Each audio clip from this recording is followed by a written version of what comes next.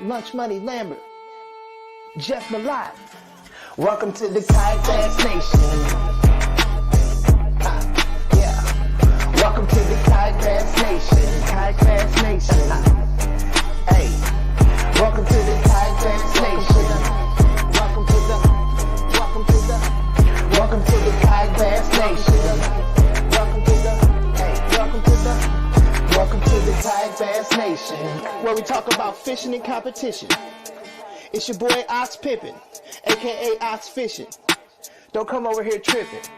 Hey, hope you enjoy the show.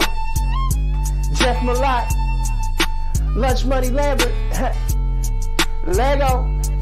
Hey, welcome to the Kayak Bass Nation. Kayak Bass Nation. Welcome to the Kayak Bass Nation. Kayak Bass Nation. Hey, welcome to the Kayak Bass Nation. Welcome to the Kayak Bass Nation. Welcome to the Kayak Bass Nation.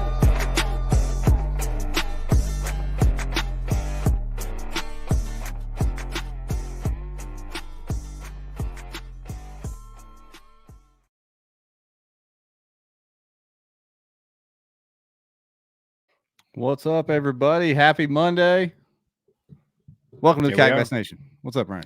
Here we are. I'm back. Y'all are still here. Good job. You're back. Yeah, you were lost in the elk woods. I called it the elk woods. Is that an accurate? The elk thickets? The mountains? There are some woods. There are some woods out there. We got out in some deserts. We did a little bit of everything on this one. Okay. Well, we enjoyed following along on your stories as usual. Challenges abound, my friend. Hey, was that, and then you ended up on a gator hunt. Was that viral pic of the dude karate kicking a gator from your hunt that was going around? No, but I photoshopped Co's manager Dre. I photoshopped his head on it and sent it out to everybody last night. He's built very similar to the young man karate kicking the gators. Well, we missed you last week, man. We had Wesley tag in. She did a great job co-hosting. So shout out. That's to Wesley. That's what I hear. Congratulations. Thank you, Wesley. She did a good job, and it was a good show last week. But we missed you. You know how we do. We got the mojo.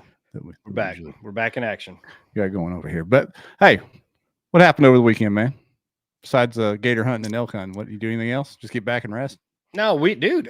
So I've seen this forever. People eating alligator gar. I've seen these videos on YouTube and stuff. They crack them open with a hatchet and all that because their skin's really tough. So these guys, Saturday afternoon after our gator hunt, they're like, y'all want to go jug fishing for some alligator gar? And I was like, yeah, sure. Why not? We caught those things, and this old boy down there, he cracked it open and cut it up in little nuggets and fried it. Jeff, I'm telling you what, I mean, next to delicious golden crappie, that's probably my absolute favorite fried fish. So hats off to Cajuns and alligator gar. Yeah, it was delicious. How about, that's a lot of meat in one shot too, buddy. It was so good, so good. Is there a size that makes them better? You know how you get a big catfish? They said the smaller ones are better. They get up, he said there's a lot of like 7 to 8 footers in there. He's like, those aren't quite as good, but we had a couple that were, I don't know, I'm not good with inches or anything, but however many that is. Big. Yeah, it's pretty solid little eating size. We caught a giant redfish on a jug too, which was hilarious. That's awesome. Oh, yeah. Well, yeah, that was fun to follow along, man. I'm glad you're back with us this week. I had all my living done. I'm staying home now. Yeah, man. I had a great week. I'm going to show you something back over my shoulder there, if y'all can see that. Yeah. I got a sign. Little Roro rang the bell. After the show last week, we went up there Tuesday. They had a ring the bell ceremony at Children's Hospital, and man, what a day it was. So that's awesome. Man, little champ pulled through. Yeah, no signs of cancer in her body right now. We had a party here at the house Saturday for her. Crawled around on the floor with her. I'm still sore, but Roro, man, she did it. She made it through. Ashley stole that sign out of there. All the nurses signed that. Deborah let us have it, so we got a little keepsake from the deal, and we're hoping that she's free and clear from here on out. But right now, she's good to go. So thanks everybody in the nation. Thank you, Ryan. Everybody for the support for her and the prayers. So yeah, Roro's awesome. Love to hear it. Yeah, man. But other than that, not much going on over the weekend. Just celebrated Roe and ate some food. Watched the Razorbacks be terrible. Brutal. I've been trying. I mean, football's just kind of been so up and down this year. I don't think there's any predictability. I thought Georgia was about to get knocked off by Auburn. This has been a wild little year here. I don't know how this is going to shake out. Yeah, from a fishing perspective, over your neck of the woods, a former KBN guest, Luke, took down the cast championship, right? To be honest with you, I didn't even look. So yeah, I mean, Steve can comment on that. But our boy Luke, the guy that won the Chickamauga, Chickamauga thing. Golly, what a year! Good yeah, job. he took down the cast championship. So my man's just dominating over there. Don't mess with him. Don't pull up on him. Congrats! You can't beat that. Yeah, so maybe we'll slide him on. I know last year we did some like AOY shows and state champion shows. So maybe we can pull a couple state champs and bring. Yeah, most of those are kind of winding to an end now. So we'll probably have some cannon fodder for a little bit in the next couple weeks. Yeah, I know Arkansas State Championships coming up next week, and like you said, Lone Star Throwdown's coming up. A couple Bass Nation State stuff's coming up. So we'll have plenty of stuff to talk about. Plenty of stuff. I like it.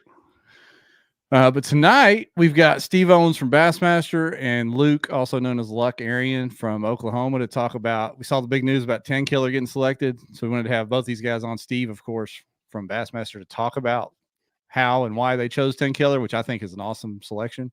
Talk about the season in general. Final events coming up next weekend on the Susky. I even wore the small jaw shirt in honor of the Susky, Ryan, since you reminded me. I like it. Yeah, since I'm not going to go to it. Thank you. Yeah, and then of course Luke, he's going to give us the breakdown on Tenkiller. He's an Oklahoma guy, one of the guys that helps run the Oklahoma Kayak Anglers, and he's just a good angler. So he'll give a breakdown on Tenkiller. So that'll be fun. If you guys saw on the comment or on the overlay there, we're doing a ZMan giveaway tonight. You know how we do. Like and share on Facebook. Comment where you're watching from, and just like everywhere else. Twitch, YouTube. Look us up over there. Just like and comment where you're watching from, and we'll do a giveaway later on. Should be good. We've done a couple back-to-back Revo shows, Ryan. We have. Yeah, need to get everybody's eyes protected. Yeah, they've been big. So time for some Z-Man stuff to go out. It's about that time when most places in the fall, the chatterbait will be working. I guess it works. They've been catching pretty good. They've been catching pretty good on the Tennessee River on the old chatter jig here lately. Okay, we got our Twitchers in. YouTube, Facebook looking solid. Just remember, hit that like and share over there on Facebook. Like and comment on the other places. We appreciate y'all. If you're watching on Rumble, Twitter, wherever else, we can't see the comments here on the software from there, but we appreciate you nonetheless. So there you go. Of course, shout out to the sponsors. We can talk about a little Dugout with Steve-O. He's pulling double duty there, but Dugout presents the show. We appreciate them. Pro God Lithium, as always, the battery of choice for KB Nation. Bangtail whiskey. Did you have any bangtail on the trip, Ryan? Any bangtail get passed around? I flew too much to be hauling any bangtail with me, so I was pretty much down to the bare necessities. Couldn't run any moonshine across the line there.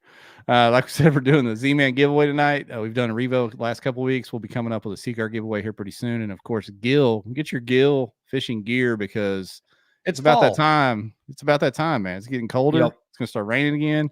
You need to stay warm and dry out there, especially when it's cold. So hook that up. Let's get the fellas in here. Start talking about Tenkiller and a little bit of bass. Let's do it. Bass Nation stuff. Here we go. Steve Owens, Luke Aryan. What's up, fellas? Hanging out with you fellas like wet clothes. How y'all doing? Yeah, welcome back to the nation. Thanks. Always glad to be here. Got to watch Luke's last episode here. Did we send you some cigar, Luke? Was that you? No. Would you like some? I didn't get any cigar. Must have got lost in the mail. Now. Go ahead and I guess I got to do it now. Okay. Yeah, Steve, send this man some cigar. Oops. Care of Frank the turkey. Was that Frank? Was it turkey named Frank? Who was the turkey name when you brought him on here? That's Fred. Fred. Yeah. Fred the turkey. Yeah. All right. He's dead. That makes a lot more sense. Did you say he's dead? Yeah, it's already made it past one Thanksgiving. But oh, buddy. Okay. Was he delicious? Well, you cook it right, yeah. Dang. Oh, Fred wasn't even tasting good. Just tough and game. Poor old Fred. Yeah. Hey, have you ever ate bobcat? Not knowingly. Sassy Dad and I were driving. You just mentioned Luke Graham winning the Cass State Championship on Tim's Ford. Sassy Dan and I were driving to the day one spot, which was a killer day two spot, but we didn't go there, obviously. And there was a dead bobcat on the side of the road. Looked like he had just laid there asleep, you know. And Jimmy Talley, our old buddy from South Pittsburgh, Ryan, he had one creeping up on him as he was fishing close to the bank. But there was a bobcat laying on the side of the road. And in hindsight, I wish I would have put it in a hefty bag and put it in the Verbo in the freezer and had it taxidermed. But yeah, I don't know. Did you consider eating it? No, I just wondered. I mean, we've all had goat, and Ryan just ate gar and all that kind of stuff. But raccoon, I've had raccoon chili and possum chili. So, I mean, that's essentially we're heading down a rabbit hole early tonight. So anyway, what's the most exotic cat you've ever ate, Luck? Well, I mean, most of the exotic cats are named Jasmine. Luke was in the military, Ryan. Luke was in the military, so be careful what you're asking him. Oh, I know what I'm asking. I've been everywhere, man. There's a song about that, I believe. What's the best Bobcat Johnny Cash Rolling Stones mashup?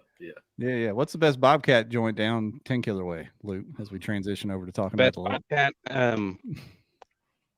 There's some good bobcat hunting out this way. Oh, okay, I meant to eat, but okay. Yeah. What about the bobcats that are? Bobcat? I think it's highly illegal. Okay, good. Well, we're in trouble. Yeah, sorry, Ben. He said, "Oh dear Lord, what have I wandered into eating bobcats?" No, we're not. We're talking Bassmaster Championship location first up. So yeah, Tenkiller Lake, man, was chosen. Most people were happy about it. I think there was one person that continuously is still crying about it, but we won't talk about that. Tell us about how that went, Steve. How did we come to choose Tenkiller? I know it was going to be somewhere near Grand Lake, but there's a lot of choices around here. Yeah, well, I mean, obviously, like everything else that we try to do from when Ryan and I started all the kayak junk that we do, we talk to the people, and so I reached out to a lot of people in the Arkansas, Texas, Oklahoma area, and people brought up, Eufaula, is it Gibson, and of course, the two that you hammer into our brains every year, all year long. But Tenkiller seemed like the one that was the most diverse. Because what we all do is when we look at locations, we try to think of angler experience first. So, if we're going to Lake X, then it may suit only one type of fishing kind of thing. So, talk to Matt Looney with Pro Guide, who lives out there, and obviously the boats are on Grand. And so he started mentioning other lakes, and listening to all of you that I had messaged, Tenkiller just seemed like it. And then, we were talking about football behind the scenes, with Arkansas. And I'm just waiting. I think like Lambert, since 2017, when we were over here at the house one evening, and I thought it was over then in the Mark Ingram days, and Alabama just kept progressively just chugging right along. But I think this is it. I think the old man is wheezing. He's wheezing. So the iron lung is kicked in. And so, but getting to the football segue, Kenyatta Walker, who used to play for Florida, he is the man at Cherokee County out there next to Tahlequah, which is who's hosting us. So got connected with him through some, and it's amazing how God works, whatever you want to call it, the kayak gurus. But I reach out to this little small town, and after about 3 or 4 conversations, I land with the 2 people who connected me with Tenkiller, and the vibe and the people kind of sold me on it, especially when you all were talking about the fishing and what it can do. Like Lambert and I, we've always had, he's my brother. So we argue, we fuss, we cuss, we carry on. Not every tournament's going to stud 120 inches per day. And he understands that. And so the tough lakes are the lakes that bring it about. And so I looked at Eufaula a lot because that's the name. And then, when everybody cussed and rage came because I mentioned the word Eufaula out loud, I told them it was in Oklahoma, not Alabama. And so, but I got to looking at that and just looking at the map and talking to the people in the area, keeping it in close proximity to Tulsa. Tenkiller was it, and then I reached out. So after we talk about the kayak stuff with one another, I typically try to find the team trails, the best bass boat trails in the area, and then I'll talk to those tournament directors and see what they have to say. And they typically send me results and things like that. So Brad Case, I love you, and Brad he's great. He helps us with a lot. But I'm sorry, Tenkiller just trumped Eufaula on 8 out of the 10 check boxes. So that's how it happened. And something that I've learned and gotten really excited about with Bassmaster is, like they were at Tenkiller in 2019 when Carl Jochimson, our Tennessee boy, we're going to claim him, via Australia. When we reconnect with these cities or these lakes that Bassmaster came to forever ago, now they want us to come back with the kayaking. And that does segue and lead to a bass boat tournament coming eventually. So I feel like that's kind of a new in that we found. Hey, bring the kayaks in 2025, and maybe you get a boat tournament or a college championship in 2026. And so that's something that GL Compton and I have kind of gotten a little bit of insight on, and it's been great. And I think that that's something that also is going to help something that we need on the Bassmaster circuit, which is sponsorship. Because, all of us, with your all's support and help, this is a reinvention, so to speak, of what we're doing this year. And so we're recreating a lot of things and just doing the sniff test and trying to put out a product that hopefully you all will enjoy. And I think we're doing a pretty good job of it. There's a lot of things that I feel like I failed on, but not in a negative manner, but we'll make it right in the next year. So that's how we got to Tenkiller. All of that I just rambled on about. Luck from I'm excited, man. I'm freaking pumped for next year. I just am. From a local perspective, Luck, how do you feel about Tenkiller? I mean, is that a solid choice in your book, since you probably have more experience than a lot of the other armchair quarterbacks that like to weigh in on things? Yeah, coming from both those places, I've fished Tenkiller a lot more than I have Eufaula, just because of location. But the times I have fished Eufaula, one out of a boat and out of a kayak, I mean, Eufaula is a great fishery. It does have good largemouth population, which is mostly going to focus on that, and it does have some smallmouth, but more people that fish the smallmouth catching it, not always. You can snag a 19, 20 inch as well. Good spots. Eufaula is a great lake as well, but it is further east than south than Tenkiller. So Tenkiller, to me, is one of the better choices out of the two lakes, because Eufaula, if you take a look at it, Eufaula would be one of the biggest lakes, like in the series that you fish. It is a massive lake, has immense amount of shoreline to cover. Tenkiller Lake is also very big, but not as vast as Eufaula. Tenkiller is just a gorgeous fishery, for one. It's located, over in Tahlequah area, which is, super clear spring-fed water. Down south toward the dam, you're going to get really clear, clean water. Up north, really far, you get clear, clean water unless it rains and it can murk it up. But I mean, it is a lake that gets constant, anglers on it. I mean, it's a great lake. Some really big smallmouth throughout the entire lake, from south all the way to north, and same thing with largemouth and big spots. It's just I think it's a great choice for Bassmaster, or even anybody. At one point in time, we did even have a Hobie satellite there several years ago, and it was a great fishery. Luke, you need to comment on one thing, which will make Ryan's ears perk up, and Steve's. He's from over that way. The smallmouth in there in the Illinois River and the lake itself are stocked Tennessee strain smallmouth. Is that correct? Yeah. We, at one point in time, they were stocked Tennessee strain, and nowadays you'll still find those big Tennessee strain smallmouth all throughout the entire lake, as well as it's stocked with Florida strain largemouth. And it'll be a little bit earlier in the year for Florida strain, over in March, but they still, our Florida strain here, are a little bit more acclimated to the temperatures that we get here compared to other, what you're used to as Florida strains. Is there a lot of grass on Tenkiller at all? How do those Florida strain kind of adjust to, the layout of the lake there? So they line up on a little bit of everything. If you take a look at Tenkiller's topo maps and stuff, it's mostly rocky, deep. It's going to be a highland reservoir. Yeah. So just like almost all of Oklahoma lakes are highland reservoir lakes. That's what I was thinking. That's why I was trying to picture how largemouth traditionally likes some kind of vegetables somewhere.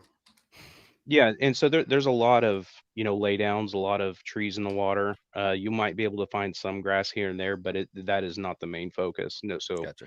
not a lot of deep grass, but there is a lot of brush piles, a lot of ledges to fish off of, and deep long points and a bunch of docks.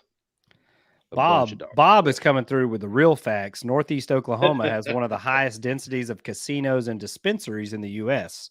That is a fact. So that is 100% fact. Good eye, Bob. We have a lot of land up here, and it was what we did, and it was really well priced for a while. And whenever we legalized medicinal marijuana, it was probably about 4 or 5 years ago now, I believe. Man, it has been bought up by so many companies from all over, the United States and beyond, other countries and stuff. The old medicine man. Yeah, I wish I'd have bought land around Tenkiller and Broken Bow. You could buy it for nothing. 10 years ago, you could buy it for nothing. Not even that. I mean, 2017, around that time, it was still affordable. Nowadays, you go take a look at an acre plot over in Broken Bow, it's $300,000. Yeah, it's insane. Absolutely. Speaking of Broken Bow, is there anything comparable to the Hochatown Saloon on Tenkiller? On Tenkiller? Yeah. I'll tell you what, you go ahead into Tahlequah, you'll find whatever hoochie town you want. Whoa, hoochie town. This is a family show, Luke. Yeah, come on now. Ryan, I got us rooms, you're coming. That's all there is to it. Yeah. Well, I'll be there from an entertainment perspective because apparently I've just retired from fishing altogether. So yeah, we'll do a live podcast or something. How about that? Same here. Joe Kirk literally grabbed me by the hand and brought me to a limit on Tim's Ford, which, by the way, Tim's Ford is a sleeper. Man, it was fun. It was fun. We've got some big smallmouth there. Yes. Oh, Baby Del Hollow. Talk about somebody in the comments just talked about the Illinois River has some giants, and it does. It's got some really big smallmouth up in the Illinois River. Can you talk about any of the boundaries yet, Steve? Has that been set? Like how far up the river you can go? Anything like that? Yes, but it's in an email that I did not think to drag out before we got into this. Okay. I have the log into your email, so I'll just pull it up real quick. Go ahead. So what I did is obviously, I went into all the past tournaments and I looked and we're talking about 86 to 92 is what the top leaders have. There weren't a lot of tournaments with 20 plus anglers in it. But then I also understand that area, like in Tennessee, it took us a while to get onto Tourney X just because we didn't want to spend $5 an angler. Well, now we understand from a marketing perspective and just the transparency, $5 an angler is a bargain for Tourney X. And so I realized that Arkansas, and Oklahoma were slow to get into that, just like us. So I started looking at all of that. And so I just went with those boundaries there. I have the Tourney X page built, but it's hidden. But I don't want to get into that just yet because I do want to get with like Luke and a few others just to make sure that we're not into areas where there's gray that can bite us later on. You know what I'm saying? So I just want to make sure that we do. I love the evolution of this sport. Now we actually look out for shit like that. Yeah. Because you know how I am with confrontation. I hate it. I run from it. So Bobby said them beaver ponds is in bounds if I plow this guy's corn on the way in. That's right. So it like today, I sent you all the payout for the Susquehanna event, and I spent 4 hours. I'm talking about like 7.63%. I was tweaking payout adjustments just to see where I could get it to where I kind of want to, obviously it's a group effort, but I want to try to hopefully maybe change a narrative to where, money's tight regardless. No matter what you do for a living, money is tight. Extra income to tell boss lady or whomever that you're going kayak fishing, 17 hours away from home. is getting pretty thin. You know, they're fed up with it. They just are. And so I want to make it where the top, because let's just say Susky in particular, we got 151 anglers because we had a few but have to back out. The top 5-ish, 6, you beat 150 people, you know. You should be compensated heavily for that. And then from there on, and I don't know, that's just my heart. From there on, the rest of the people who are going to cash a check from the top 10%, hopefully we can help you pay for your trip. And that might sound like a participation trophy to some, but it's not, you know, because that's not the type of man that I am. But what it is we're giving you some sustainability money, hopefully. So I talked with Bassmaster today, and I played with the percentages, and we're within a percentage of it and a half on most of the payouts from this last year. So I wanted to introduce that infrastructure to where maybe the last place person gets $1,000. You know, so if you're traveling from Arkansas to Pennsylvania, you're probably going to spend $1,000 easily.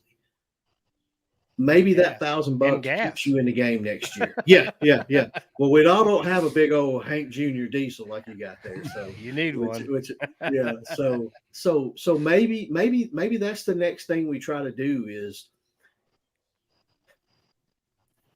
not penalize the people for winning, but find some kind of way to find where you're happy in third place, taking home $3,000 and letting the rest of the field be able to fish again for 2 or 3 more events. You know what I'm saying? Yeah, we've talked about it many times. You know, the evolution sometimes getting to where you have the same group of anglers fishing all the tournaments, you know, whether that's a prepaid field or an invited field, whether it's 100 anglers or whatever.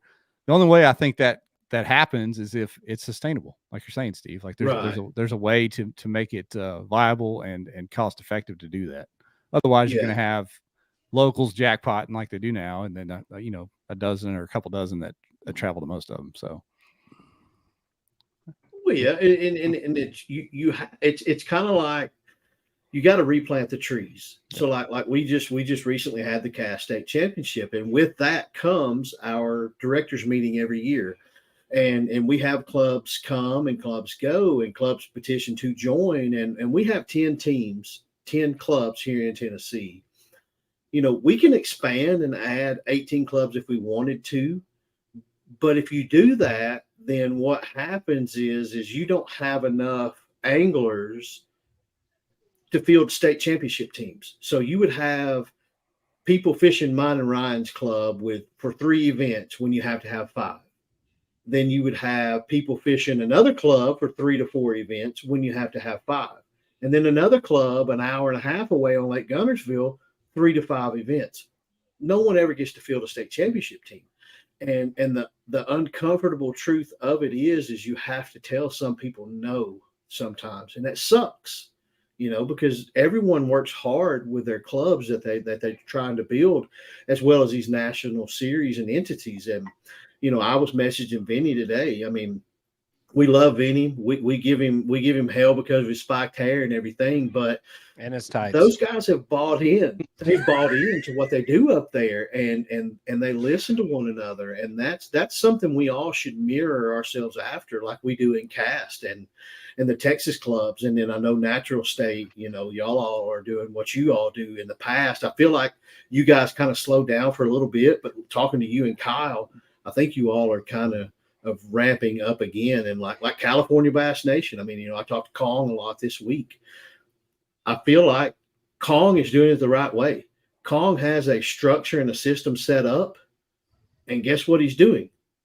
He's keeping it to himself because he understands to make something right, like Matt Skelton Lambert with West Tennessee, like what we do. We listen to everyone, and then we make our decision. Now, the minute we quit making good decisions, then you need to crucify us, you know, like we do everybody else when they screw up. But Matt does that, and so that's what Kong is doing. I think Kong, and if he makes me regret my words, I'm gonna fly out there and whoop him. But I think he has the right mentality. I really do in California. So you guys, I think some lemonade and stuff's coming y'all's way. You can get a little parchment of your thirst. So yeah, I remember that before I retired from running tournaments, Steve, we got rid of the board, and I was just, I was listening to the anglers, but I was making the decisions myself. And you're right, that was much better. Which kind of like the old lady, which don't ever call Jordan old lady. She'll put the old 9-10 combo they call it. She's like 26, so I don't think you have to worry about that. Yeah, so that's just it. It's kind of like, take me out to dinner, tell me where we want to go, so long that it's good, I'll eat it. And that's kind of the way a lot of the kayak fishing stuff is. It's like, we have people who have integrity. They look at you and they trust in you and your leadership. So just take the basic premise of what they want and need, and then put it into action. And then, like with the lightning storm tournaments Ryan and I have had, we owned it. We were like, we just had you off the water. Like, listen, of all the people in the world, Ryan Lambert, this gung ho, hard charging, run through a wall, he has to call me and say, "Hey, dude, it's time to get off the water."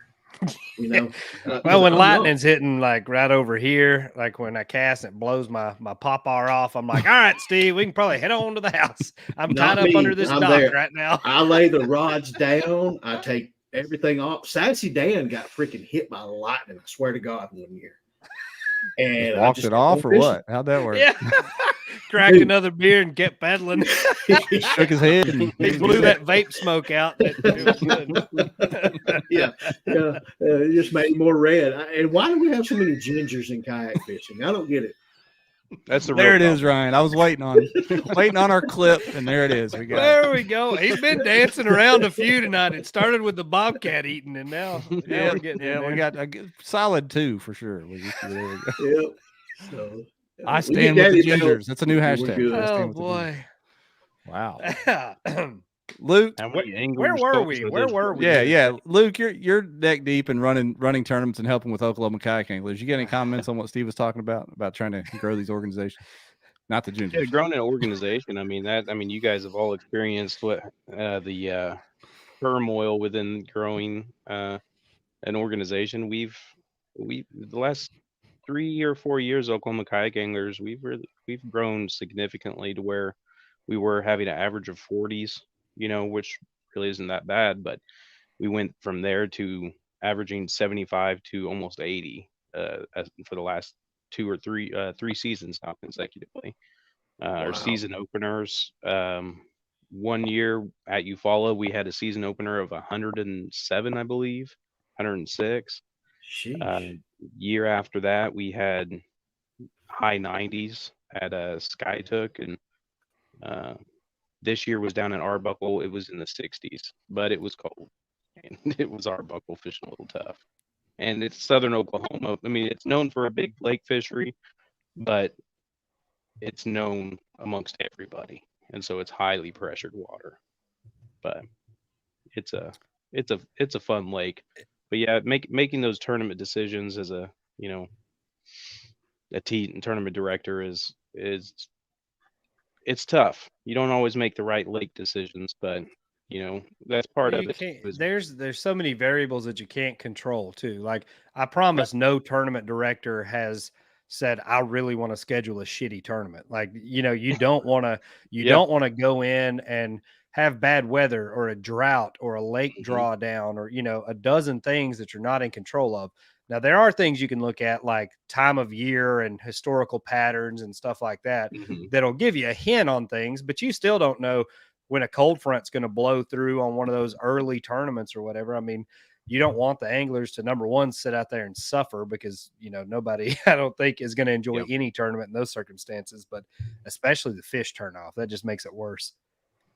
Yeah, it's a constant battle of making the right decision, or you just do the best you can. It's thankless sometimes because those guys will just sit there and be like, why in the hell did you pick this crappy lake at this crappy time? And it's just one guy ripping, and then everyone else, once one person complains, it's just a domino of everyone's emotions and feelings. Then they go over to that cesspool KBN. Welcome to KBN, baby. And here we all are talking. Hey, in honor of crap on the cotton.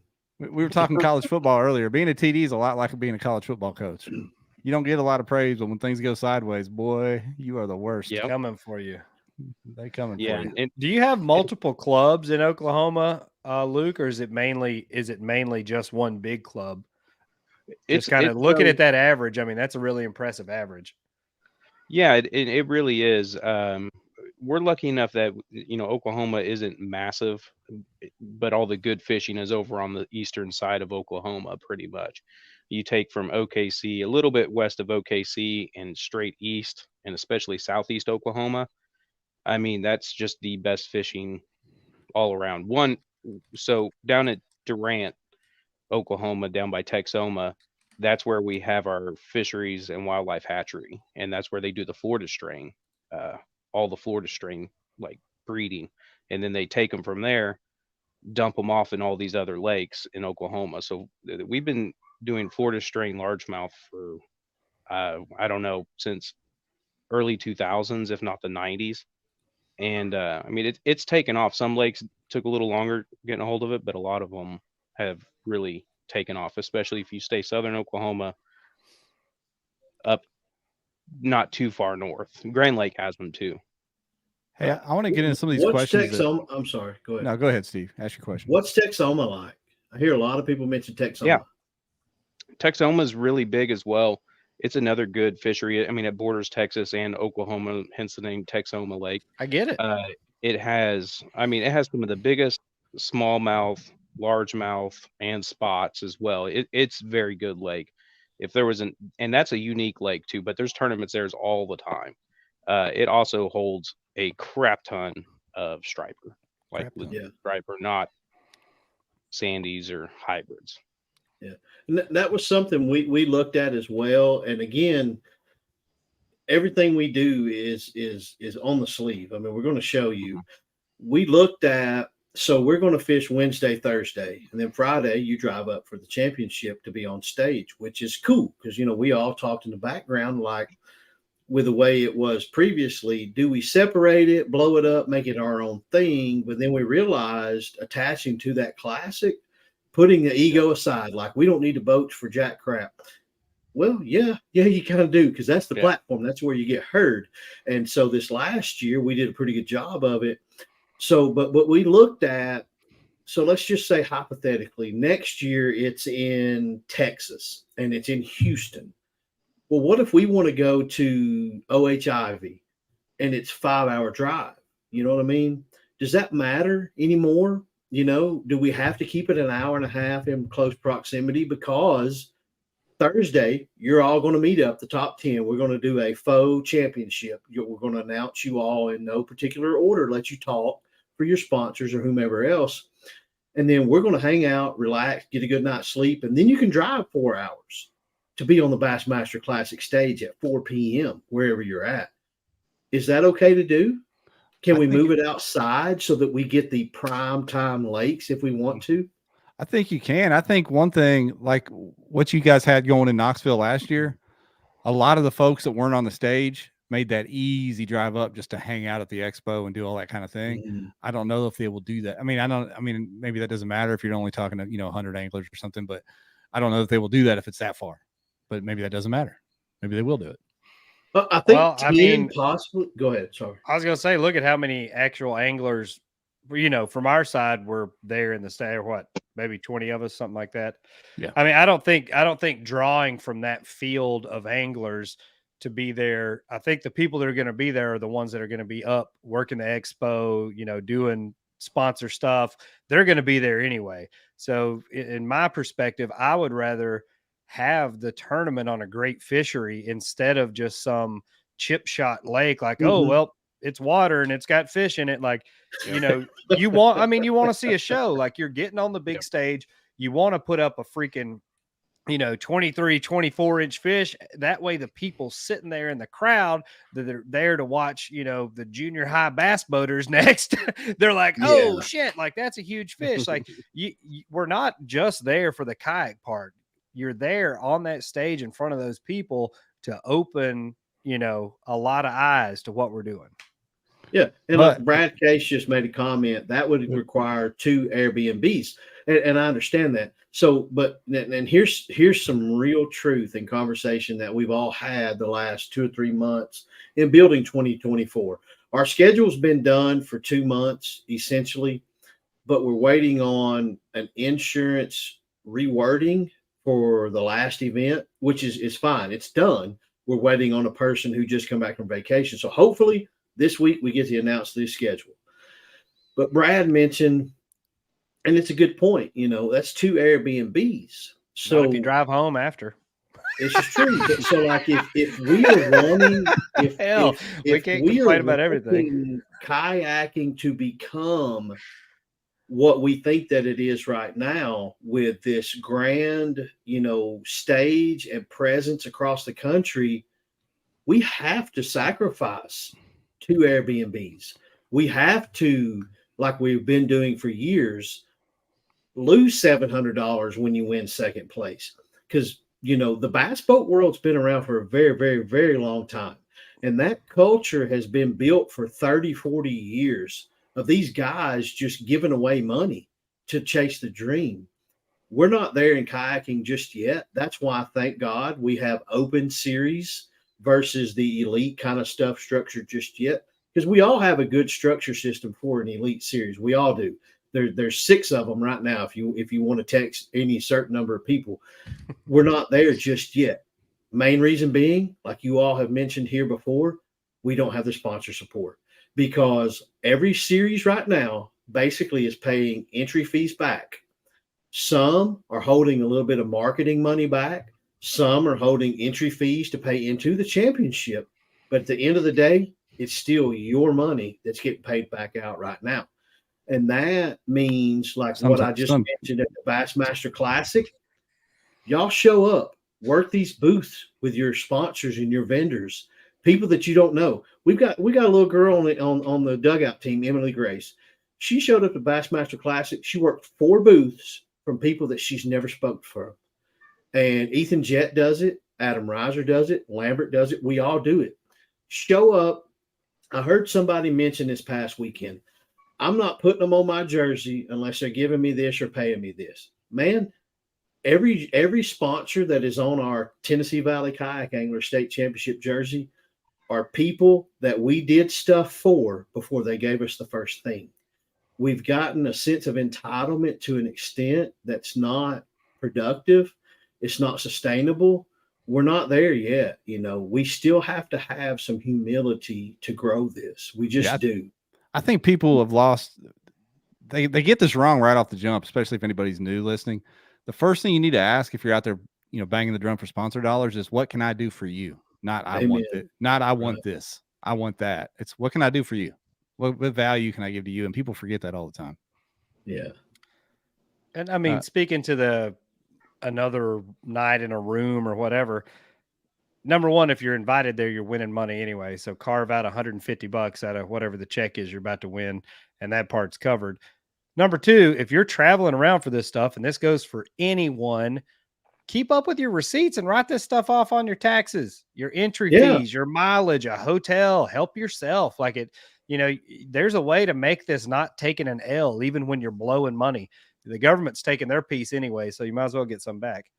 Yeah. Can you claim tickets, traffic tickets, Ryan? Well, you probably could if you paid them, Steve.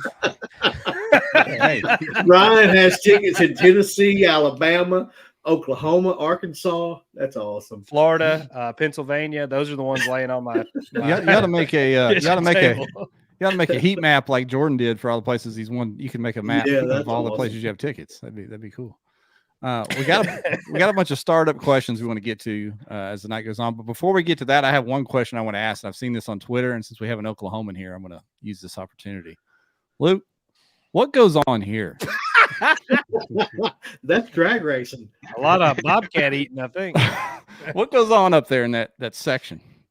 That neck of woods is mostly a whole lot of farming goes. It is inhabited then.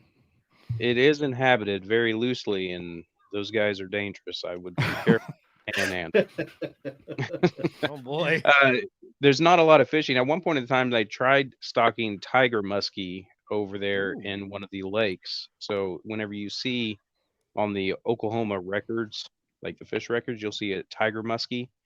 And at one point in time, they stalked him up there trying to get him in habit. I I'm forget. sitting there looking for the blue. I guess there is one little dot right there in the middle. So Little It bit of didn't water. work. They all died, or what happened? Somebody caught that one, and it was the Oklahoma State record. Then they all died. Basically, they tried introducing him, and it lasted maybe a couple years, and then there was a big drought. No surprise, in the panhandle of Oklahoma, there was a drought and killed them all. Ouch. Yeah. All right. So the guy caught one, and he holds a record and forever will until I can go stock one and then catch him. there we go. Now we know. Thank you for that education. Welcome. That's what happens over there, farming and old tiger muskie. There we go.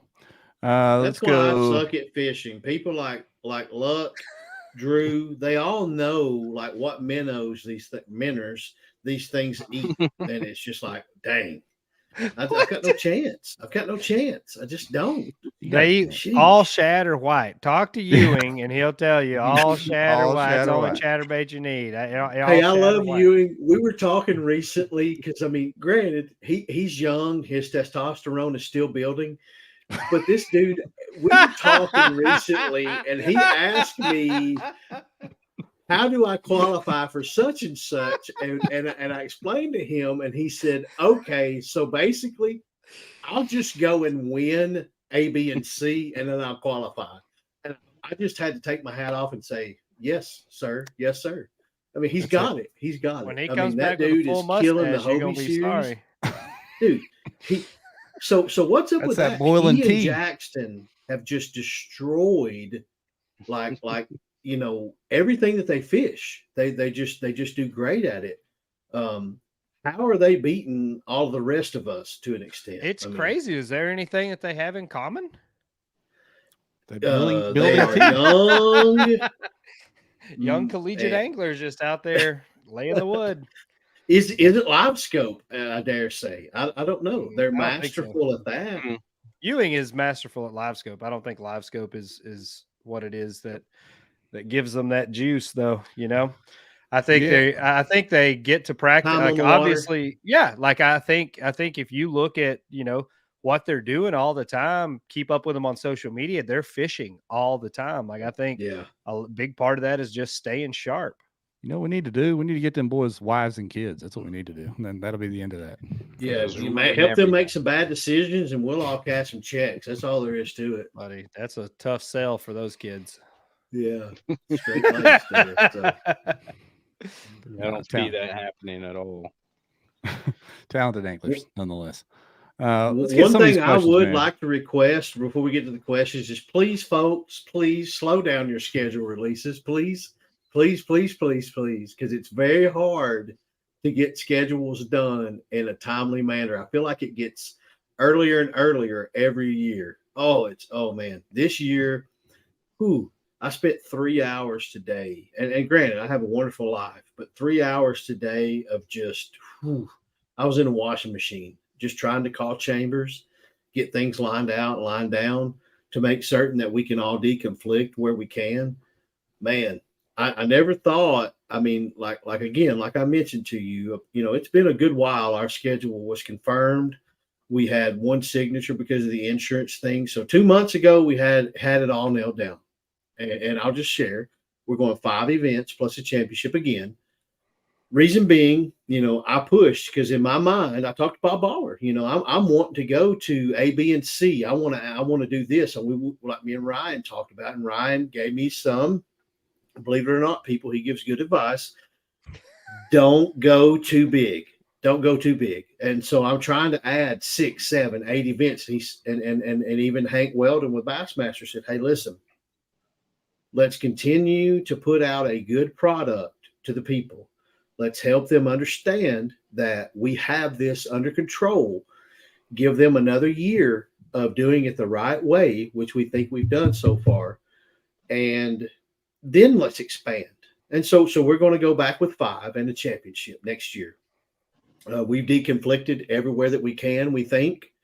Drew and them have their series. Obviously, AJ and I, we're all great friends. And so we communicate. And so, we only have a certain amount of anglers. So we try to hopefully split it up the best that we can. Something I will say, I don't think you're going to see much change in Bassmaster as far as rules go. As I came to you all hat in hand, we kind of missed on the communication rule thing, trying to be as restrictive as we could to try to maybe eliminate some things that might not necessarily have been as big an issue as we thought or were led to believe. So we'll own that. So we're going to revamp those. We're going to tweak those out. And from there, I think we kind of just leave it set alone. I think everything else, obviously a few things like the check in, check out, we're not going to worry about that. Tourney X, in my opinion, is absolutely the best management app that we have in the industry. But Cell Signal, unless we have something that I don't know about, Cell Signal is still the bane of the existence. And so until we can do that, the check in and out thing will go away. So from there, I kind of think we're just going to stay where we're at. I feel like the off limits period. Go ahead. Sorry. No, I was going to ask you, with all these, different directors talking and trying to work out has anyone asserted themselves and say, look, we're doing it this weekend. Y'all figure it out. Has anyone tried that move? The power move? I ain't answering that. Get out of here. I mean, whether you have tried it or not. You can't talk game to a game show host. I know. Come on, Steve. When you drop the schedule, that's the schedule. Sorry, There's a few schedules that were sent our way that said, hey, here's what we've got booked. But I will say that the two that were said, do you have an issue with anything? And I had one event and both of them said, okay, we'll deconflict. And then I had one message me, and then I was able to deconflict that. So yeah, everybody's still continuing the unity thing. I mean, because let's just face it and call it what it is. AJ McWhorter has built the best tournament series kayak fishing has ever had. And from that garners a great amount of respect from me, where if I'm doing something that is possibly conflicting with something that he might have, I will take a little bit of a back seat to an extent, unless I'm asked specifically from someone to do something for them at a certain visitors bureau or chamber. And then you go on to KBF and then the Kayak Adventure Series, and then of course Queen City and All American and everything. And I think All American has some dates that are going to overlap what Bassmaster does, but I think they are so far away regionally, it might only affect 1 to 0 people. But anything else, I mean, they're probably fishing on like Tuesday, Wednesday now, so that would just cut out. Let me ask you this, and we'll get some of these questions. Do you take tentative schedules into consideration? Not really. Now, if I get a tentative schedule, we will communicate verbally, and then it's like, well, I talked to them, at the sit-go station. Then it's like, okay, whatever, we got to move on. You got to move on. Yeah. All right. What about family birthdays and doctor's appointments? No, that's only me, because I got 4 granddaughters and a wife. I mean, that's just me. Yeah. Being a tournament director right there. Yeah, that's right. That's right. Let's get into some of these questions real quick, because we're running long, which I love, because it's a great conversation tonight. It's a great My wife's in the bed. I don't care. Y'all go. Yeah, I'm good. We can keep on. We can keep on trucking. We got some questions from over on Facebook from earlier. I'm going to scroll back to them. Chris from Facebook. I'm not going to pronounce that name. Chris W. What is considered a giant smallmouth in Oklahoma, Luke? See, what is the state record smallmouth right now? Like 9 pounds, I believe. Yeah, somewhere I think it's around 9.2. pounds. And it's out of it's out of I forgot the name. Latonka. I think it's Latonka Lake in Oklahoma. Has some really big smallmouth. It really kind of varies on what you mean by what's a giant smallmouth. That's a giant smallmouth in my opinion. My personal best is 6.5. 22 in like a quarter. Out of similar water as Tenkiller, not Tenkiller in specific, but you can average 21, 22, or not average, but there is 21, 22 inch smallmouth in Tenkiller everywhere. Hey, you mentioned largemouth. Where do the largemouth go at that time of year? You said March. Is it particularly the Florida strand? What do they do? Like smallmouth where we live Who the hell knows where they go? I don't know if they're up in an oak tree or at the bottom of a root system. I don't know. Usually during that time of the year with water being, we're talking March now, we'll get into the nitty gritty, but March, we're looking at like 40s, depending on the Oklahoma winter. It could be 40s, it could be 50s, somewhere around there, just depending on how mild or how cold it is. As far as like where they go, I mean, there's rock ledges all over that entire place, and so they can follow those ledges. Those smallmouth, like we said, are mostly Tennessee strain smallmouth, so they love moving water. Anywhere you can get bends, curves, a lot of deep ledges and points. There's also a lot of standing timber out there as well, if you can, find the areas. Isn't that what Jakobsen was doing? Dropping jigs in that standing timber way out deep? Yeah, I was ready to say, if you look at that link you threw up earlier, Jakobsen, Zaldane, which, I mean, I love Zaldane, Edwin Evers, Aaron Martins. Those are my OG bass people that pulled me in because I'm a mega bass guy. But I mean, who knows? I mean, unless you got him on camera, I don't know what he throws. Corey Johnson and Brandon Card. All of their lures, a freaking spoon, a square bill, a shaky head. I mean, it was all over the board. Spook. There's people throwing a spook and a frog, Oh, yeah. A buzz toad. See, Brad, you could have been all right. Yeah, this lake, Tenkiller, I mean, it's so diverse. You can catch them whatever way you want to. I've caught 3 and 4 pound smallmouth out of boats, in 20 foot of water, throwing a Zara spook, and they'll come out of nowhere and just kill it. And I mean, right now, if somebody wanted to get out and have a good time in Oklahoma right now, come out, fish Tenkiller, throw a plopper, throw a spook, and just keep those in your hands all day long. If you get tired of working the top water, throw a spinner bait or a chatter bait or even a big glide bait. Man, I guarantee you'll spend all day wearing them out. You won't get tired. There's no way. I mean, it'll just be the funnest bite you'll have right now in Oklahoma. Oklahoma right now is fishing great. To expand on what Luck just said, Ryan, years ago at Center Hill, you were pre-fishing, you ran into that old timer in the boat, and Ryan's doing what we do because we hadn't been in bass fishing, probably 2 or 3 years. Old timer's throwing a freaking spook in the middle of hot as Satan's balls in Tennessee. He's throwing a spook top water. That's my favorite way to throw a spook, actually. What? Well, I mean, because you're a fan of balls, obviously, but so he does that and he cashes a check. Me, I get pouty. I'm angry because he can't. He snores. So does Sassy Dan, and I can't sleep. But Steve doesn't. You got to fall asleep first. So he does that. So what Luck was saying, these lakes this past weekend in the middle of fall here, gentlemen were throwing glide bait catching fish. I think these traditional seasonal baits are out the window. Just do it, man. They are in 1 foot to 25 foot. Derek Bostic and Josh Stewart. Me and Josh Stewart launched together again, and we were hour late apiece. Yes. And he's throwing a jig in 25 foot of water. Josh King is throwing a spoon in 25 foot of water. Joe Kirk catches a check in 6 inches of water on a wacky rig. So like what Luck was saying, I mean, he was mentioning all these different scenarios. What it all comes down to is get rid of the YouTube, get rid of the internet, and go out, put time on the water, throw those baits with a treble hook, single hooks, and figure out your own pattern. Yep. Don't look for people to figure out your own bite for you because you will lose your money.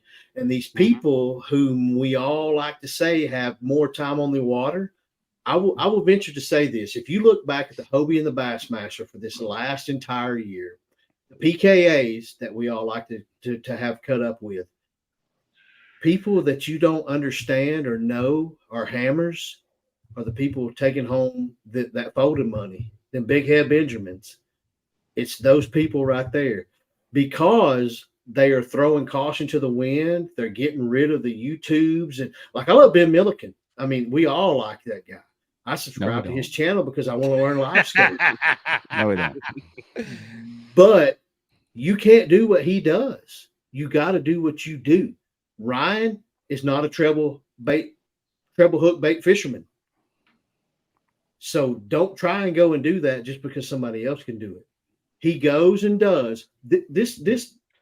I got to watch my tongue. This dude right here, we were on the phone in a tournament in February one year, and we've all caught fish. It's a decent tournament, TVK on Chickamauga 3 or 4 years ago. And he's raising hell. He's raising hell. We're fishing in February, yada, yada, yada, yada. And I'm saying, Ryan, it does not matter. You're fishing against people. You don't get to have blonde wigs, blue eyes, and long eyelashes. You just got to fish against us. Okay? You just got to fish against us. Does that help? You know what he does? Jeff, he digs in his kayak and finds a rusty driftwood swim bait hook, a 3/8 ounce hook with a driftwood sundrop swim bait, and says, hell, Steve, I've thrown everything but this. Bam!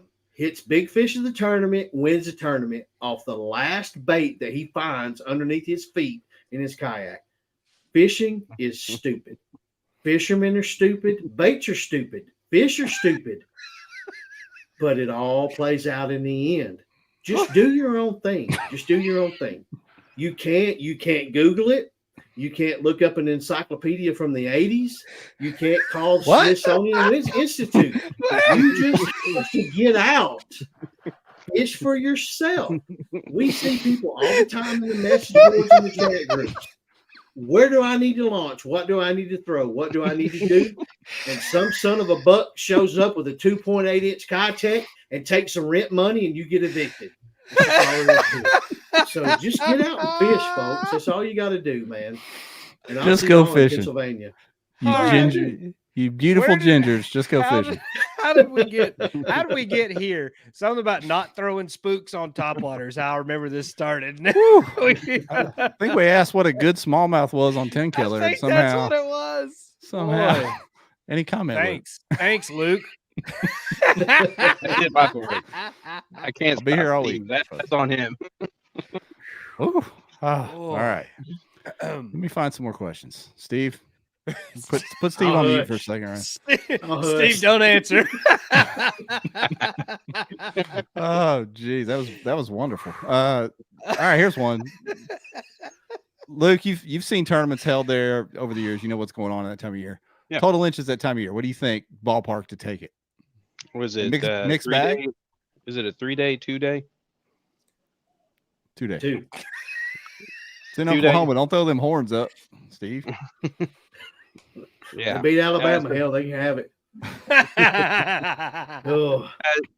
2-day tournament, I could see, mid 80s both days. So we're looking at like 170s, 180, somewhere around there. Can it be one on all smallies, you think? Could it be? You can catch 10 good smallies is the real question.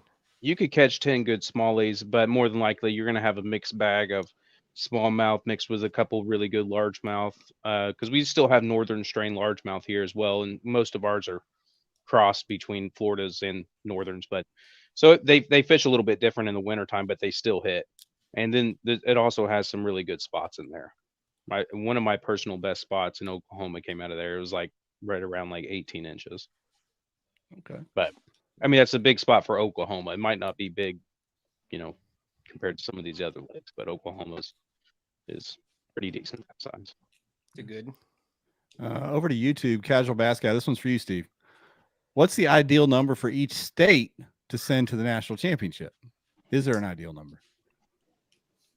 There is. I don't have it attained just yet. I've spoken with you all about this some, and then the other people who are running the Bass Nations. So it's a double-edged sword. So we don't have like the bass boat. Bass Nation is structured off the bass boats. The Bass Nation have their state, then the region, then the national. One person goes to Bassmaster Classic. It's pretty stringent. We don't have that just yet. So right now we're doing a percentage of the state championship or a percentage of your roster from the state championship. That's the best thing we have right now. Right now, we only have a few states that are sending more than 5 to 6. So until that gets out of hand, I think right now the percentage thing is what works. In my mind and my thoughts, talking to some of you all, I feel like 5 from each state should be what makes it. Because I'll just put in perspective, last year at the Bassmaster Classic here in Knoxville, Tennessee, we had 140 anglers. We had 69 from the opens, 70 something from the state. Well, that's because Tennessee, we had 190 people registered to fish Tennessee Bass Nation. We had 136 registered to fish Georgia Bass Nation. And hell, that's almost 40 people right there between those two states. So the fine line is, how do you punish a Bass Nation state for doing it and blowing it out of the water, and at the same time keep the Bassmaster Opens elite? And that's something I don't have figured out just yet. Until we have more than 2 or 3 states that it affects, I think we're okay with the percentage thing. But when we get into 6, 7 states that have double-digit anglers going, I think then that becomes a problem and we have to figure something out. But the double-edged sword to that is if we go to the boat structure, which I abhor, that seems like the best one to do. But we don't have enough anglers who have vacation time or just say the hell with the family and go fish whatever you want to do that. I mean, we can't do Arkansas Bass Nation, Tennessee Bass Nation State Championship, Southeast region, national, 4 people go to the Bassmaster Classic. I feel like, and not to put it in a numbers game where the national championship needs 750 anglers, but we need 150 to 180, for it to gain. Because let's just put it how it is with all of us, none of us can read a tape measure. We hope our wives got cataracts. We need 150 people to 200 in a championship. We just do. And that's the way you do it. So in the Bassmaster series at 5 events, you have 25. Dakota Lithium, who does an amazing job at supporting the kayak industry, there's 50 from there. So there's 75 anglers. We still need 75 more. And thankfully, right now, we're getting that from Bass Nation. When we get around 200, I feel like then I think we need to restructure. Do you all think that as long as we're around 150 to 200, we're okay, leaving it a little bit lax on the nation side? And then when we get to that point, then we need to dial it back. Yeah, I think the nation side isn't there across the board yet to be able to have that kind of structure you're talking about. But as it grows, like Arkansas, we don't have a series here in Arkansas. We have an open, right? State championship open. So one state will have, like Tennessee, you've got a bunch of Tennessee opens within the state, I guess, series leading to a championship. Some states just have a championship like us. It needs to be a little more standard across the board before the restructure, I would suppose. Well, and there's a challenge there because Bass Nation has always been state sovereignty. So you do what you want to do in Arkansas, you do in Tennessee, you do in Oklahoma. I kind of feel like we have to reinvent the wheel there to where we don't have state sovereignty because we don't have the sheer number of clubs, like Kentucky. There's guys in Kentucky trying to start a Kentucky Bass Nation series, but there's 2 clubs up there in the bass boat world that control it all. There's only going to be one Kentucky club. There's only going to be one Tennessee, one Arkansas, one Georgia, one Alabama, one Mississippi club. I feel like we can structure our own system, and Bass Nation, which leads to Bassmaster, is on board with that. But the one hang up, Jeff, is that just because Luke Aryan calls and says, I want to start an Oklahoma series, is he got a light bulb in that brain? You know, jury's still That's out. questionable. you know what I'm saying? Yeah, But, well, here's the I'm deal. making a joke. I'm making a joke because he's cool. But you know what I'm Right saying? there. So That's a real problem because I talked to Frank from Slay Nation and he's run into Yeah. that, right? Where he's just Dude, said, "Oh Frank- yeah, okay," Frankie and is let a a couple great guy. TDs, run off and run some Slay Nation stuff that ended up being knuckleheads. So, That's you got to right, be careful. man. You got to vet the TDs. I mean, hell, you ready to meet at a truck stop parking lot? I mean, we get pissed off at this stuff, man, because we work hard at it, you know. So when you discredit it with the ego and the attitude, I mean, it's awful. I mean, like I congratulate Florida. Florida down there does 4 regions, and they've done a great job. And here's something that is amazing: they're only averaging 17 to 20 something each. But it's great because you add that cumulative number together. They're not having to travel 6 hours like we do somewhere. They're doing a good job at it. So I don't know. But so anyway, to answer the question, I feel like 5 is great. What we got now is what we got now, and we'll just keep tweaking it. Just like I did with that payout on Susquehanna. I want to make it to where it's advantageous for people to have sustainability. Luke, are y'all doing one? Do y'all have a Bass Nation over there? We do not have a Bass Nation. At one point in time, we did. It kind of fell through.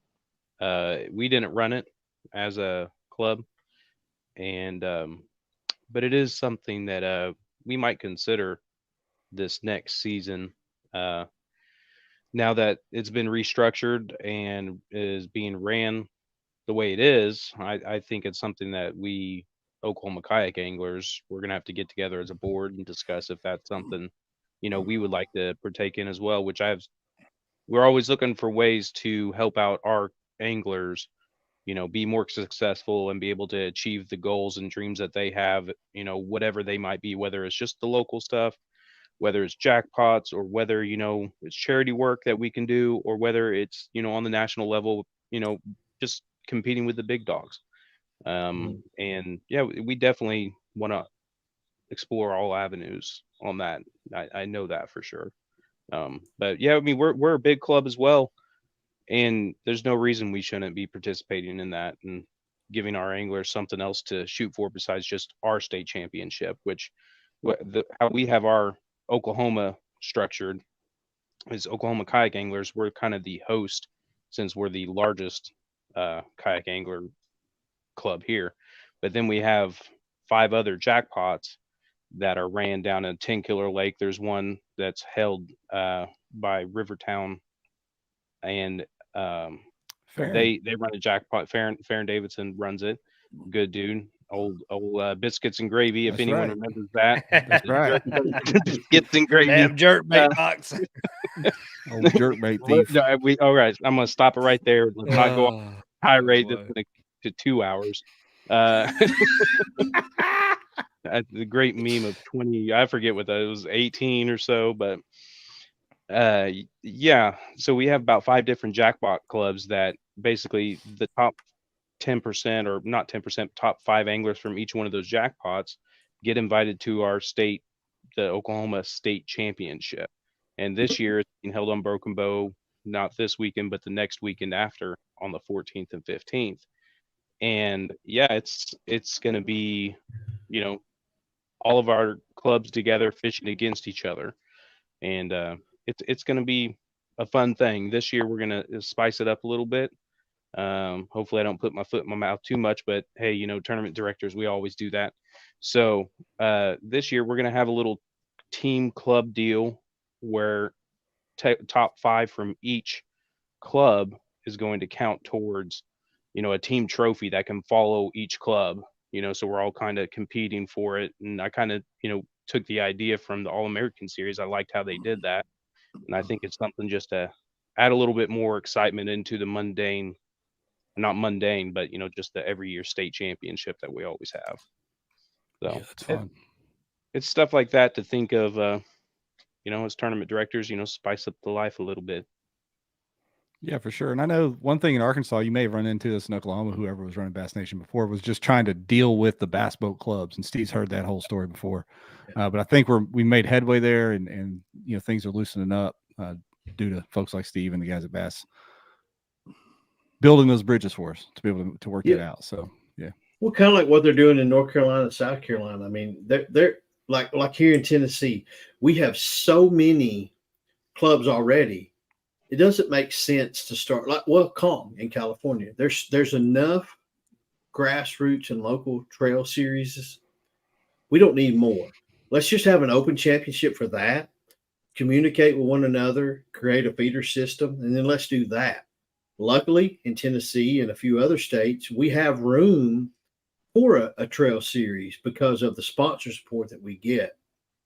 But like what Luke was mentioning in Oklahoma, those numbers are impressive. Like what they started out with and everything. But not every state has like North Carolina and Tennessee and some of the other states, multiple clubs. What was it, Ryan, years ago? Like whether they're back again, Bluegrass Kayak Anglers in Kentucky. Mm-hmm. That's Kyler Branham and Jay Wallen. Well, used to that was AJ McWhorter, Jay Wallen, and Jake Stone's old club. That was it. That's the only club in Kentucky that was competition. It was the only one that there was.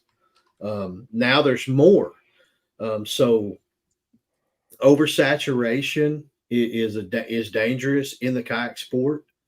I get mad at Jeff, so I want to start a club and do whatever. So the next thing you know, I'm averaging 6 to 12 people. That's never Well, I happened just before. hurt this other club, Yeah. So but you got to put that ego to the side, and that's so hard to do. It really is. But we talked about a whole lot tonight, and I appreciate all of you. 2024 is going to be pretty great. I'm very excited about the schedule that we have. Hopefully, thank God, the gentleman that's back from vacation on the last lake that we have to commit is there. And we get to announce a schedule this week, hopefully Thursday or Friday when we're up at Susquehanna. Talked to Ike and Ellie today. They've got the camera crew out. They're doing their thing. Talked to Marty Hughes. I wish we could put a camera on Marty Hughes all the time. Marty Hughes is getting up there. Jeff Little and them are poking around, and I'm excited about what everybody's doing on Susquehanna.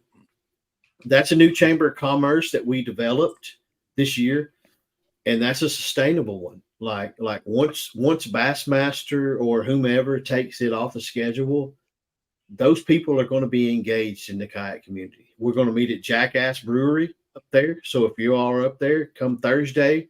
Ryan, I'm pretty dang good at cornhole as of this past weekend. Might be able to snatch a chain or something. Send me a video. But no, it's kind of like at pool. I'm decent, never be what you all are. But these chambers that we're getting to meet and hang out with, I'm like what we do. I mean, we all get to run a tournament. You get into a hotel room. Hey, that's great. I've got to sit down, judge fish, hammer this. If I don't get out and hang out with our anglers, be involved, make a couple of wrong decisions or something, we don't stay connected, and that's something that I enjoy. I enjoy greatly. Lord. Careful. So as long as you don't put shrimp on my plate, I'm going to be there. I'm allergic to shrimp, by the way. And so that's what we're going to do. When we get to Susquehanna, our old buddy Kuth, he's riding up with me so we can break the drive up because it's about 13 hours for me. Bring a booster. We're going to drive up. We're going to hang out. We're going to get there Wednesday, hopefully. I'm going to go on into the chamber, get the venue set up. Thursday, we're going to go out and try to find some of you all on the lake somewhere. Steve Fields does an amazing job with Hobie, taking pictures. Mark Cisneros does a great job with Bassmaster. I want to show up at some ramps and just see what you all are doing, And then Thursday evening from 4 to 9, we're going to meet at the Jackass Brewery. And I hate that you're missing that one, Ryan. But I'm Dylan Lowry. If Dylan Lowry has any folding money in his wallet, I'm going to take all of it in cornhole because I practice. I'm there. And then Friday, we're going to do the registration, the board check, the whole 9 yards. Saturday, you guys are going to fish. We're going to try to meet up somewhere else. There's so much in Lewisburg. And I'm just sitting here getting Google stars in my eyes as I'm looking up things in that area. I'm just like, this Google is stars in gorgeous. your eyes.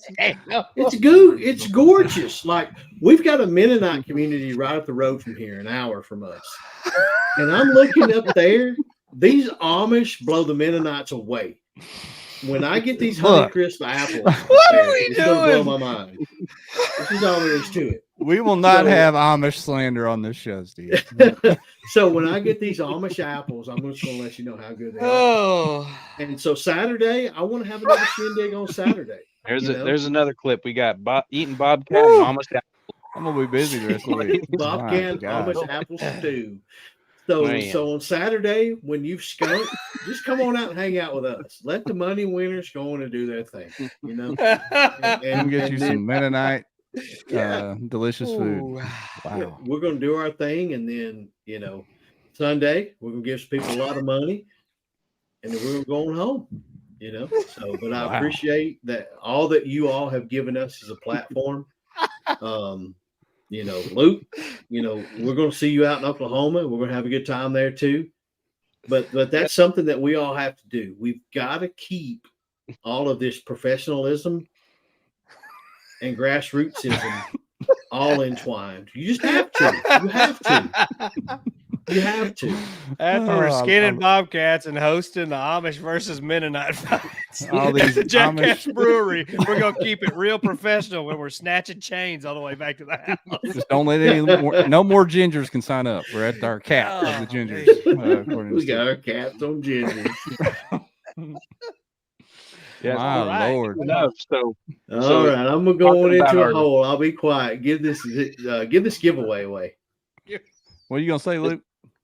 About that schedule, I am building the schedule for next year. So will you need to let me know what dates I need to avoid in Oklahoma, if you don't mind? Absolutely will. Just the championship, because we ain't driving out there twice. The Bassmaster article and the graphic are generated as quick as this cat gives us a signature this week, and Hank Weldon signs it as well. We'll be good to go. There we go. That's what I like to hear. All right, so we're gonna do our giveaway, but I want to hit some rapid fires while we're waiting on everybody to hit the hashtag ZMan for a chance to win. Z-Man. Throw the hashtag ZMan in there for a chance to win. This doesn't have to be a long answer, just rapid fire. We'll go with Luke first. Will there ever be a pro kayak series, Luke? Yes or no? Yes or no? Yes. Yeah, Steve? Yep. All right, there we go. I'm sitting on it right now. Oh, this is really just for Steve, but it said, does Bass allow roll downs? It's a long question, but it's basically, does Bass allow roll downs for a state? If, like, say 5 qualify from a state, but number 5 can't go, can they send 6 or 7? Yes, not numbers. Yes, it will roll down to the next non-qualified angler. Okay. And also for Steve, but Luke, you can comment if this would be a good idea. Would Bass ever consider training directors to run tournaments so that there is more continuity about how these things are done? I don't think so, just simply because there's no payroll to do that. All right. There you go. It'd have to be an intern situation, free intern situation. Steve will intern. Anyone feeling to email him? Really just got to despise yourself. And you got to hate yourself. Like, put yourself in the cods and say, I'll help you. Oh. And basically, you can't fish anymore, pretty much. Yeah. And get labeled a cheating a-hole that gives away spots. Yeah. I got labeled that as a tournament director before Tourney X was even being used much. Every time I'd win a tournament or do good, they'd be like, "Oh God, yeah, we know why he won." I'm like, "Wait a minute, we're using digital cameras. How did I do it?" Yeah. I remember Robert Weicker showing up with a digital camera, and I was like, "What is this guy doing?" Mm-hmm. Digital camera. Okay. Crazy. All right, Ryan, we're going to hit this giveaway. Let's see. Drum roll. Let's hit it, brother. See who's going to get slow rolled tonight. I apologize in advance. It's going to be Facebook or YouTube tonight, y'all. Maybe Twitch? Can we get a Twitch? Ty Vaughn. There you go, Ty. You're the Z-Man winner over on YouTube, man. Appreciate all of you watching. That was an unbelievably fun show. Wow. 123, 125 all night. Yeah. We're running up in the 120s. Streams. Yeah. Yep. Well, next time we need to start a bingo card for what might get said on here. I don't think bobcats or ginger caps would have been on there for. I don't think you got to watch out for that Luke guy. You just never know about him. Yeah. Yeah, he's a real wild card on here. He didn't bring out his AR collection tonight, at least. Last time I think we had him on, he was like flak jacketed up, had his AR in the back. So yeah, I think that was a little after the show. We're still a little young in the night for that. The boss lady texted me. I got a fire I got to put out, so I got to go. Well, gentlemen, she thank said, you. Get off the air now. I can hear you breathing. Fellas, y'all are cool as boots on a rooster. I appreciate y'all. I love you, Steve-O. Appreciate it. Love y'all. I'll see you in a little bit. Take care, buddy. We'll see y'all next week with the Susky winter, huh, Ryan? Yep, let's do it. All right. See y'all.